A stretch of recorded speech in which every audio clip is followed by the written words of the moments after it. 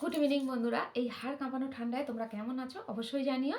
আর আজকে তোমাদের সামনে আসার কারণ হচ্ছে এই যে পৌষ পার্বণ পিঠা, তো পিঠা তো বানাতেই হবে। তো আজকে পুর পিঠা বানিয়ে নিয়েছি দু রকমের, একটা হচ্ছে ঝাল পিঠা, একটা মিষ্টা পিঠা। তো কে কোনটা খেতে ভালোবাসো অবশ্যই বলো। আমি কিন্তু অবশ্যই ঝাল পিঠা খেতে ভালোবাসি।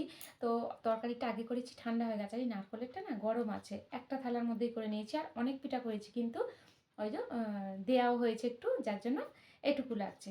তো এখনও কালকেরও পড়ে আছে। চলো একটু ঝাল আর মিষ্টি পিঠা খেয়ে দেখি কোনটা কেমন।